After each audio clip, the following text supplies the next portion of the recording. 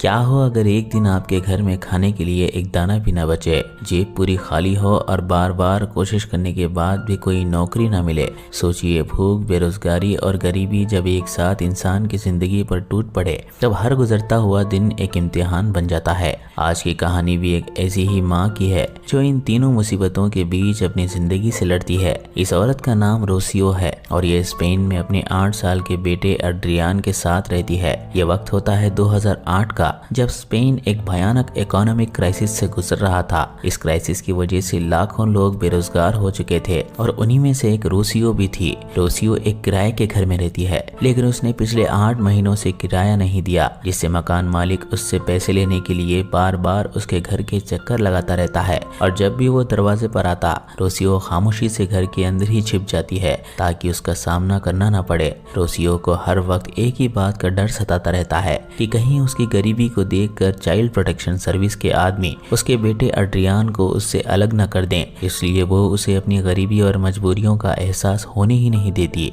उसका बेटा एड्रियान बड़ा होकर एक सॉकर प्लेयर बनना चाहता है और उसे पूरी उम्मीद है कि उसकी माँ इस बार उसके बर्थडे पर उसे नए सॉकर शूज गिफ्ट करेगी। तब तक के लिए वो अपने पुराने और फटे हुए जूतों से ही काम चला रहा होता है, जिन्हें रोसियो बार बार सिलकर दोबारा पहनने लायक बना देती है। अपने रोजमर्रा के खर्चे चलाने के लिए वो सड़कों पर लीफलेट्स बांटने का काम करती है, जिससे उसे कुछ पैसे मिल जाते हैं, लेकिन इतनी कम कमाई उन दोनों की जरूरतें पूरी करने के लिए काफी नहीं थी। आखिरकार गरीबी से तंग आकर वो सोशल वेलफेयर ऑफिस पहुंच जाती है, जहां सरकार की तरफ से गरीब और बेरोजगार लोगों की मदद की जाती है। वहां वो बड़ी ही शर्मिंदगी के साथ नजरें झुकाकर अपने हालात उस ऑफिसर को बताती है, जिस पर वो उससे कहती है कि तुम्हें सरकार की तरफ से हर महीने 550 यूरो और खाने के कूपन दिए जाएंगे, लेकिन क्योंकि उससे पहले बहुत से बेरोजगार लोग अपना नाम लिखा चुके हैं, इसलिए उसकी बारी आने में करीब 2 महीने लगेंगे। ये सुनकर रोसियो घबरा जाती है, क्योंकि इस वक्त उसके पास ना तो पैसे होते हैं और ना ही नौकरी। वो ये सोचने लगती है कि मैं 2 महीने घर कैसे चलाऊंगी। अब क्योंकि रोसियो के पास पैसे नहीं होते, वो उस ऑफिसर से रिक्वेस्ट करके अपने सीवी की कुछ फोटो कॉपीज निकलवा लेती है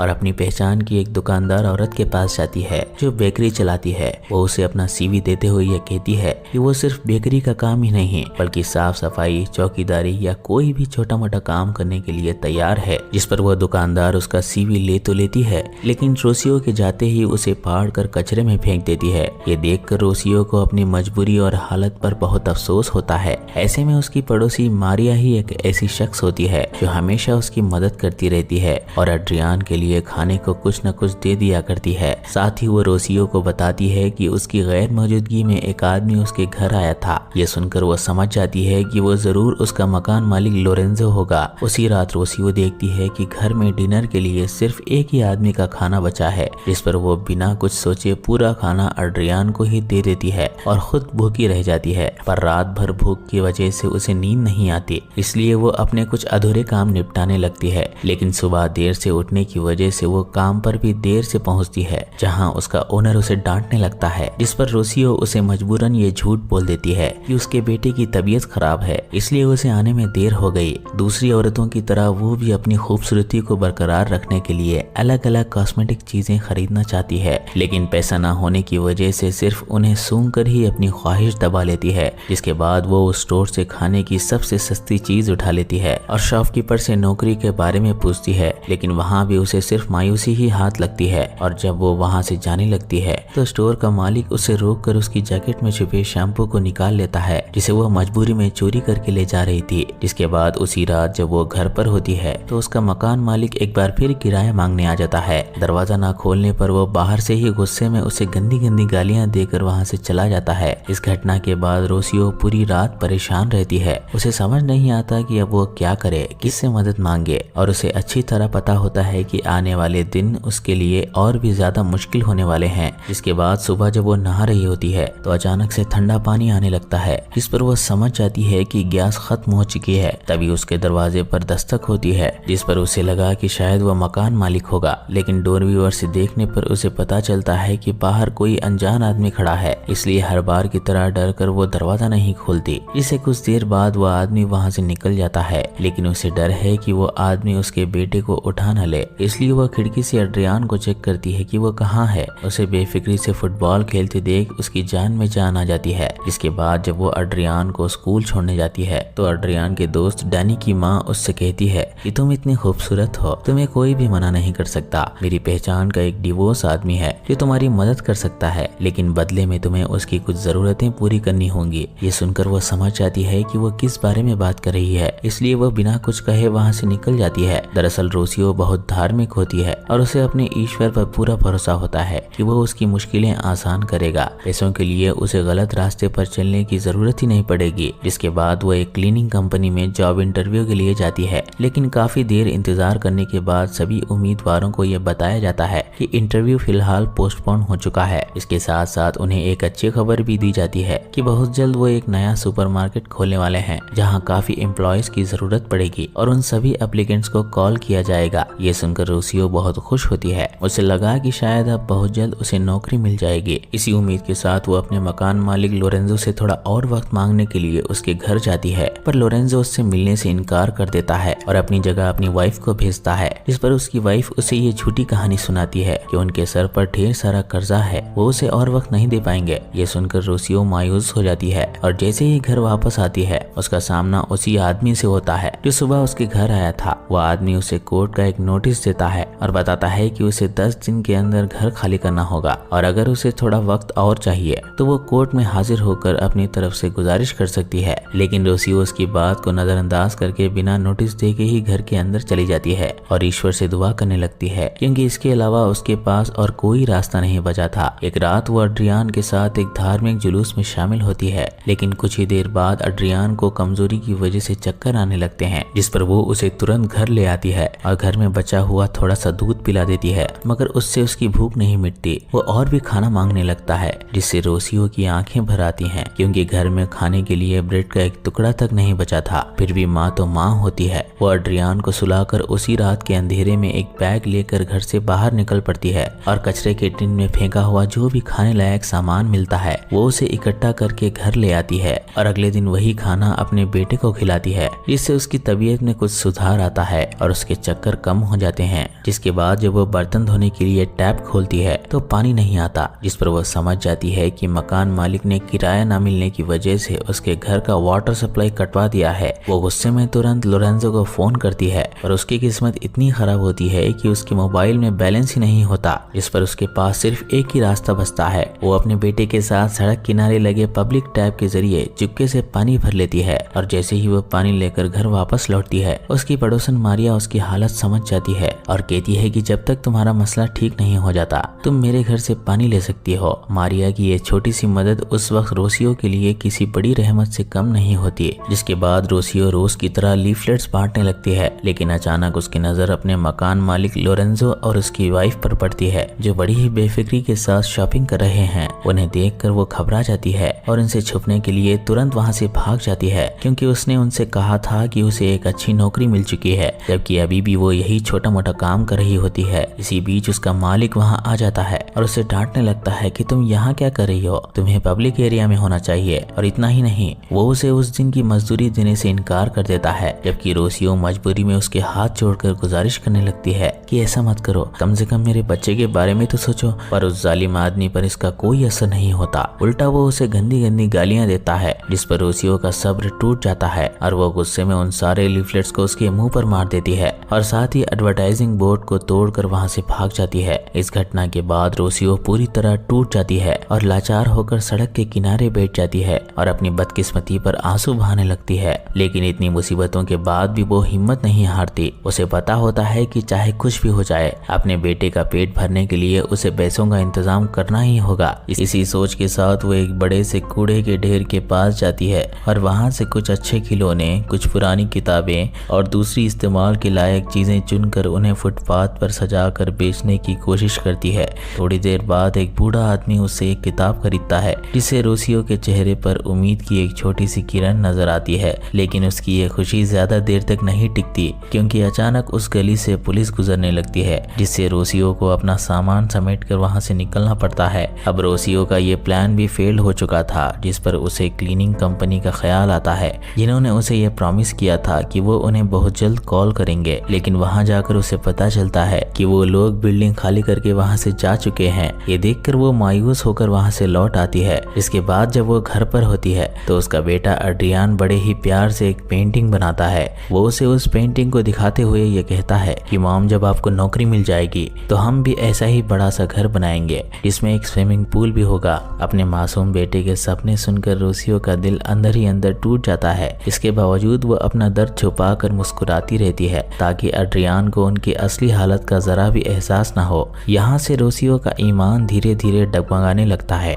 वो अपने हालात सुधारने की बेचैनी में सही और गलत के बीच का फर्क भूलने लगती है और मारिया के घर पानी लेने जाती है। जैसे ही मारिया हॉल में जाती है वो चुपके से एक छोटी सी डिब्बी निकाल लेती है और उसमें थोड़ा सा शैम्पू भर लेती है, लेकिन अगले ही पल उसे मारिया के रोने की आवाज सुनाई देती है, जिस पर वो घबरा कर तुरंत उसके पास आती है, जहां उसे पता चलता है कि मारिया की बहन को कैंसर हो चुका है। जिस पर रोसियो उसे तसल्ली देते हुए ये कहती है कि अगर मेरे लायक कोई काम हो तो मुझे जरूर बताइए, मैं आपके लिए कुछ करना चाहती हूँ। जिस पर मारिया उससे कहती है कि मेरी बेटी, तुम खुद पहले से इतनी मुसीबत में हो, मैं तुम्हें और तकलीफ नहीं दे सकती। इतना कहकर वो एड्रियान के लिए खाने का कुछ सामान दे देती है। ये देखकर वो अंदर ही अंदर शर्म से डूब जाती है, क्योंकि एक तरफ मारिया बिना किसी मतलब के उसकी और उसके बेटे की मदद करती जा रही है और दूसरी तरफ वो मजबूरी में उसी के घर से शैम्पू चुरा रही है। उसी पल उसे अपनी मजबूरी और अपने ज़मीर के बीच की लड़ाई का एहसास और भी गहरा हो जाता है। जिसके बाद जैसे ही वो घर वापस आती है वो एड्रियान को देखती है जो फर्श पर बेहोश पड़ा है। ये देखकर वह बिना टाइम गवाए उसे डॉक्टर के पास ले जाती है, जहां डॉक्टर उसे बताता है कि एड्रियान के शरीर में खून की कमी है। अगर उसे पौष्टिक खाना नहीं मिला तो उसकी तबीयत और भी बिगड़ सकती है। ये बात सुनकर रोसियो का दिल बैठ जाता है। अब हालात इतने बदतर हो जाते हैं कि वो अपने बेटे का पेट भरने के लिए चर्च में पड़ रहे मुफ्त खाने की लाइन में खड़ी हो जाती है। ये उसके लिए बेहद तकलीफदेह और शर्मिंदगी भरा पल होता है, लेकिन एक माँ के लिए अपने बच्चे की भूख और सेहत से बढ़कर कुछ नहीं होता। वो खामोशी से अपनी बारी का इंतजार कर रही होती है। ये अचानक एड्रियान के दोस्त डैनी की माँ उसे देख लेती है। वही औरत जिसने उसे एक डिवोर्स आदमी के साथ रिश्ता बनाने का मशवरा दिया था, वो उसके सामने खुद को इस हालत में खड़ी देखकर शर्म से अपनी नजरें झुका लेती है। जिसके बाद खाना लेकर जब वो घर वापस लौटती है तो दरवाजे पर उसे एक छोटा सा पैकेट मिलता है, जिसमें एक बड़ा सा शैम्पू और दही के कुछ पैकेट्स होते हैं। ये देखकर वो समझ जाती है कि ये सब मारिया ने रखा होगा। जिसके बाद वो फूट फूट कर रो पड़ती है और दिल ही दिल में मारिया के साफ दिल और उसकी इंसानियत को सलाम करती है। अब अगले ही दिन उसके फोन पर एक कॉल आती है। ये कॉल उसके लिए किसी चमत्कार से कम नहीं होती। उसे बताया जाता है कि उसकी सरकारी मदद की एप्लीकेशन मंजूर हो चुकी है और अब हर महीने उसे 550 यूरोस की आर्थिक सहायता के साथ खाने के कूपन से मिलेंगे। काफी दिनों बाद उसकी जिंदगी में उम्मीद की एक किरण नजर आती है और वो तुरंत वहां पहुंच जाती है और ढेर सारा राशन लेकर घर लौटती है। तभी दरवाजे के पास उसे एक लिफाफा मिलता है, जिसे देखकर उसका दिल घबरा उठता है। वो समझ जाती है कि शायद इसके अंदर कोई ऐसी बुरी खबर होगी जो उसकी सारी खुशियों को फिर से छीन लेगी। इसी डर की वजह से वो उस लिफाफे को बिना खोले ही साइड में रख देती है और इस खुशी के पल को भरपूर जीने के लिए किचन में जाकर खाना बनाने लगती है। खाना बनाते वक्त काफी दिनों बाद उसके चेहरे पर एक सच्ची मुस्कुराहट दिखाई देती है, क्योंकि बहुत दिनों बाद उसका बेटा एड्रियान पेट भर कर खाना खाएगा और इस बार वो भी भूखी नहीं सोएगी। इसी खुशी के मौके पर वो एड्रियान को उसके जन्मदिन से पहले ही जूते गिफ्ट कर देती है, जिन्हें देखकर एड्रियान की खुशी का कोई ठिकाना ही नहीं रहता। उसके चेहरे की मुस्कान देखकर रोसियो को लगा कि उसने अब तक जितनी भी तकलीफें, भूख और बेइज्जती सही थी, वो सब अपने बेटे की इस खुशी के सामने छोटी हो चुकी थी। जिसके बाद वो हिम्मत करके उस लिफाफे को पढ़ती है, जिससे उसके पैरों तले जमीन खिसक जाती है। वो फूट फूट कर रोने लगती है। दरअसल वो कोर्ट का नोटिस होता है, जिसमें उसे अगले ही दिन कोर्ट में हाजिर होने को कहा गया है। जिस पर वो अगले ही दिन कोर्ट जाती है, जहां लॉयर उसे बताता है कि तुम्हें तुरंत अपना घर खाली करना होगा। अगर नहीं किया तो लोरेंजो पुलिस लेकर वहां पहुंच जाएगा और उसका सारा सामान जब्त कर लिया जाएगा। ये सुनकर वो अंदर से टूट जाती है। वो उससे कहती है कि मैं इस नोटिस के खिलाफ अपील करना चाहती हूँ ताकि मुझे थोड़ा वक्त मिल सके। जिस पर लॉयर ठंडे लहजे में उसे ये जवाब देता है कि अपील करने की मुद्दत कब का खत्म हो चुकी है, तुम्हें पहले ही मेरे पास आना चाहिए था और अब कोर्ट के नियम के मुताबिक कुछ नहीं हो सकता। ये सुनकर रोसियो की आंखों से आंसू बहने लगते हैं। वो बेबस होकर उससे ये पूछती है कि मैं अपने छोटे से बेटे को लेकर कहाँ जाऊंगी। जिस पर लॉयर बेरुखी से ये कहता है कि ये हमारी प्रॉब्लम नहीं है। लॉयर की ये बात रोसियो के दिल को चीर देती है और एक आखिरी उम्मीद के साथ वो उससे ये पूछती है कि क्या आप मुझे कोई काम दिला सकते हैं, कुछ भी, साफ सफाई का ही सही। जिस पर लॉयर ये अफसोस जताते हुए उससे ये कहता है कि मैं इस इस मामले में तुम्हारी कोई मदद नहीं कर सकता। इतना कहकर वो अपने असिस्टेंट को बुलाता है और वो उसे उस कमरे के बाहर ले जाती है। लिफ्ट के अंदर जाते ही रोसियो का डर और सदमा इतना बढ़ जाता है कि उसका अपने जिस्म पर भी काबू नहीं रहता। घबराहट और बेइंतहा मानसिक दबाव की वजह से उसका वहीं पेशाब निकल जाता है। इस मंजर से यह पता चलता है कि एक माँ कितनी बुरी तरह टूट चुकी है और उसके पास अब उम्मीद की कोई किरण बाकी नहीं बची। वो सीधे वॉशरूम जाती है और हैंड ड्रायर से अपने पैंट सुखाने लगती है। इसके बाद वो अपने बेटे के पास जाती है जहाँ वो फुटबॉल खेल रहा होता है। रोसियो चुपचाप एक कोने में बैठकर उसे खेलते हुए देखती रहती है और उसकी आंखों से आंसू बहते ही चले जा रहे थे।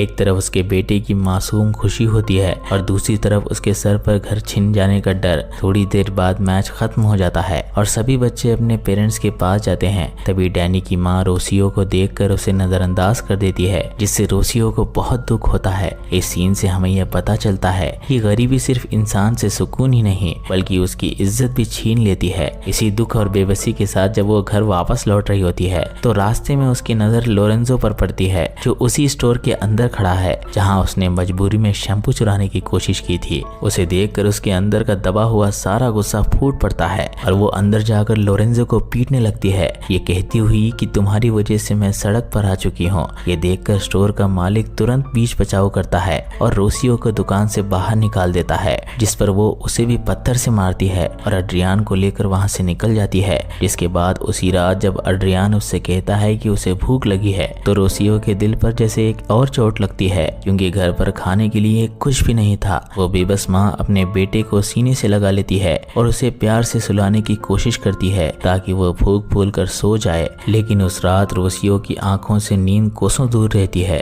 वो पास ही के एक चर्च के सामने जाकर खड़ी हो जाती है और एक तलब भरी निगाहों से उसे घूरने लगती है। ऐसा लगता है जैसे वो अंदर ही अंदर ईश्वर से शिकायत कर रही हो कि आखिर तुम मेरे साथ ऐसा इम्तिहान क्यों ले रहे हो, मेरी पुकार क्यों नहीं सुन रहे। जिसके बाद वो अगली सुबह मारिया का इंतजार करती है, क्योंकि अब उसके पास उससे मदद मांगने के अलावा कोई और रास्ता ही नहीं बचा था। लेकिन जैसे ही मारिया आती है वो उसे बताती है कि उसे तुरंत बार्सिलोना जाना पड़ेगा, क्योंकि उसकी बीमार बहन की देखभाल करने वाला वहाँ कोई नहीं है। ये बात सुनकर रोसियो की बची कुची उम्मीद भी खत्म हो जाती है। वो चाहकर भी मारिया से मदद मांग नहीं पाती। जाने से पहले मारिया अड्रियान के लिए स्पेन की फुटबॉल टीम का एक टी शर्ट गिफ्ट करती है, जिसे देखकर अड्रियान खुशी से झूम उठता है। उस मासूम की मुस्कान देखकर रोसियो एक बार फिर अपना दर्द छुपा लेती है, लेकिन उसके दिल में यह एहसास और भी गहरा हो जाता है कि मारिया ने हर मुश्किल घड़ी में उसका साथ दिया है। जिसके बाद रोसियो अपना जरूरी सामान समेटने लगती है